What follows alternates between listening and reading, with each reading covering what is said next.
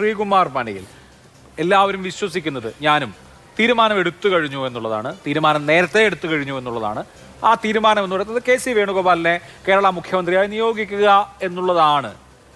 അങ്ങനെ ഒരു തീരുമാനം എടുത്തതിന് ശേഷം ഇപ്പോൾ വർക്കിംഗ് പ്രസിഡന്റുമാരെ വിളിക്കുന്നു, മുൻ KPCC പ്രസിഡന്റുമാരെ വിളിക്കുന്നു. ഒരു കൺസെൻസസ് ബിൽഡിംഗ് എന്നുള്ളതിനപ്പുറത്ത് എടുത്ത തീരുമാനം മാറ്റാനാണോ? അല്ലല്ലോ, അങ്ങനെ ആവാൻ വഴിയില്ല. അപ്പോൾ VD സതീശനെ പോലെ അല്ലെങ്കിൽ രമേശ് ചെന്നിത്തലയെ പോലെ ഒരു മുതിർന്ന നേതാവിനെ ഇങ്ങനെ വെയിറ്റിംഗിൽ നിർത്തി മുഖ്യമന്ത്രി സ്ഥാനം എന്നുള്ളത് ആർക്ക് വേണമെങ്കിലും എപ്പോൾ വേണമെങ്കിലും എന്ന നിലയിൽ നിർത്തി അപമാനിക്കേണ്ട കൂടി കാര്യമുണ്ടോ? അഭിലാഷ് പറഞ്ഞതാണ് അതിന്റെ ശരി. കാരണം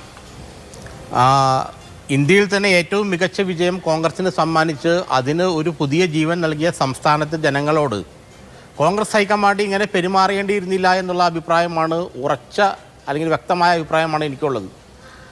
ഇത് മുഖ്യമന്ത്രിയെ തീരുമാനിക്കാനായിരുന്നെങ്കിൽ, ഒരു ജെനുവിൻ വേ ഓഫ് സെലക്ഷൻ ആയിരുന്നെങ്കിൽ ഇതിന് നേരത്തെ തന്നെ മുഖ്യമന്ത്രിയെ തീരുമാനിക്കാമായിരുന്നു. ഇപ്പോൾ ഏറ്റവും സീനിയർ നേതാവായിട്ടുള്ള രമേശ് ചെന്നിത്തലയുണ്ട്, പ്രതിപക്ഷ നേതാവ് VD സതീശനുണ്ട്. ഇവരെ രണ്ടുപേരെയും മാറ്റി നിർത്തിയിട്ട് ഒരു പുതിയ 2 ഇലക്ഷനുകൾ സൃഷ്ടിച്ചുകൊണ്ട് ഒരു ആളെ കേരളത്തിലേക്ക് മുഖ്യമന്ത്രിയായി ഇറക്കുമതി ചെയ്യണമെന്ന് ആഗ്രഹിക്കുന്നത് ആരാണ്? അത് കോൺഗ്രസ് ഹൈക്കമാൻഡാണെങ്കിൽ എന്തുകൊണ്ടാണ് അവരങ്ങനെ ആഗ്രഹിക്കുന്നത്? ഒരിക്കലും കേരളത്തിലെ ജനങ്ങൾ ജ്യോതി ഘോഷ് പറഞ്ഞ പിൻവാതിൽ നിയമനത്തിൻ്റെ ആവശ്യം ഇവിടെ ഉണ്ടായിരുന്നില്ല എന്നുള്ളതാണ് യാഥാർത്ഥ്യം.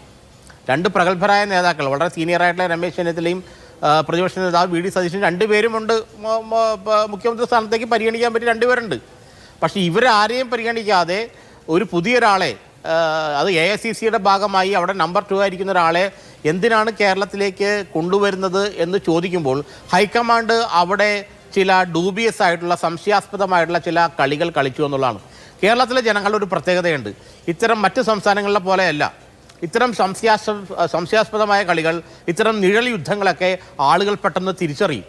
കേരളത്തിലെ ജനസമൂഹം കർണാടകത്തിലെ പോലെയോ തെലങ്കാനയിലെ പോലെയോ ഹിമാചൽ പ്രദേശിലെ പോലെയോ അല്ല. നിഴൽ യുദ്ധങ്ങളൊക്കെ അവർ പെട്ടെന്ന് തിരിച്ചറിയും, ആളെ ഐഡൻറ്റിഫൈ ചെയ്യുകയും ചെയ്യും.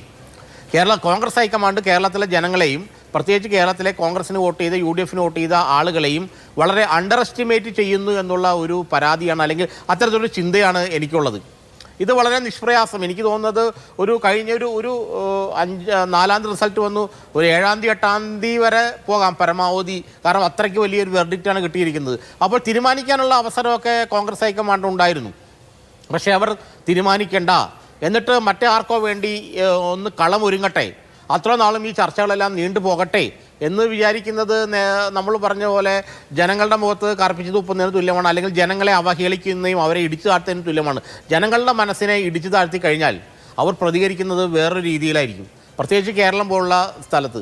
അപ്പോൾ അതുകൊണ്ട് കോൺഗ്രസ് ഹൈക്കമാൻഡ് ചെയ്യേണ്ടിയിരുന്നത് ഈ കാര്യം, മുഖ്യമന്ത്രിയെ തിരഞ്ഞെടുക്കാനുള്ള നടപടികൾ വേഗത്തിലാക്കി ഈ തിരഞ്ഞെടുക്കപ്പെട്ട MLA-മാരിൽ നിന്ന് ഒരാളെ മുഖ്യമന്ത്രിയായി തിരഞ്ഞെടുത്താൽ ഈ പ്രശ്നങ്ങളെല്ലാം അവസാനിക്കുമായിരുന്നു. കാരണം ഘടകകക്ഷി ഉൾപ്പെടെ കോൺഗ്രസിലെ MLA-മാർ ഉൾപ്പെടെ ഒരു ബുദ്ധിമുട്ടില്ലാതെ ആ വ്യക്തി അംഗീകരിക്കുമായിരുന്നു. ഇപ്പോൾ രമേശ് ചെന്നിത്തല വളരെ സീനിയറായിട്ടുള്ള നേതാവാണ്, അദ്ദേഹം 1ാമതായിട്ട് സെലക്ഷനിലേക്ക് വന്നു. പിന്നെ VD സതീശനുണ്ട്. ഇനി ഏത് MLA തിരഞ്ഞെടുത്താലും ജയിച്ചു വന്ന ഒരാൾക്ക് മുഖ്യമന്ത്രി ആവാനുള്ളൊരു മാൻഡേറ്റ് ഉണ്ട്. ഇത് അല്ലെങ്കിൽ അതിനിർണായകമായ പണ്ട് AK ആന്റണി കർണാടക രാജിവെച്ചപ്പോൾ AK ആന്റണി വന്ന പോലെ അന്ന് ഉമ്മൻചാണ്ടി വരുന്നതാണ് കരുതിയിരുന്നെങ്കിൽ പെട്ടെന്ന് AK ആന്റണി തന്ത്രപരമായിട്ട് ഡൽഹിയിൽ നിന്ന് ലാൻഡ് ചെയ്യുകയാണ് ചെയ്തത്. അത് നരസിംഹറാവിൻ്റെ നരസിംഹറാവിൻ്റെ ചില തന്ത്രപരമായ നീക്കങ്ങളായിരുന്നു. പക്ഷേ അങ്ങനെ വരും, ഇവിടെ 102 സീറ്റ് നേടി ജയിച്ചു നിൽക്കുന്ന ഒരു മുന്നണിക്ക് 63 MLA-മാരിലെ മുന്നണിക്ക് വീണ്ടും പുറത്തു നിന്ന് ആളെ ഇറക്കുമതി ചെയ്യണമെന്ന് പറയുന്നത്, അപ്പോൾ ഈ 63 പേരെയും അവർ തിരഞ്ഞെടുത്തവരെയും പൊട്ടന്മാരാക്കുന്ന പരിപാടിയല്ലേ?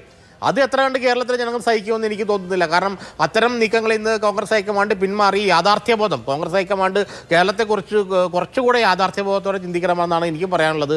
അതല്ലെങ്കിൽ ഇത് കുറച്ച് കഴിയുമ്പോൾ അതൊരു രാഷ്ട്രീയ പ്രതിസന്ധിയിലേക്ക് പോകാം. രാഷ്ട്രീയ പ്രതിസന്ധി എന്ന് പറയുന്നത് ഭരണ രംഗത്തെ വീഴ്ചയോ അല്ലെങ്കിൽ സർക്കാർ പോകുക എന്നുള്ളതല്ല. പക്ഷേ ഇപ്പോൾ സൃഷ്ടിക്കപ്പെട്ടിരിക്കുന്ന ഈ അവിശ്വാസം ഉണ്ടല്ലോ പ്രമുഖ നേതാക്കളുടെ ഇടയിലടക്കം, അത് പിന്നീട് കൂടുതൽ വൈഡൻ ചെയ്യാനാണ് സാധ്യത. വളരെ പ്രസക്തമായ നിരീക്ഷണമാണത്.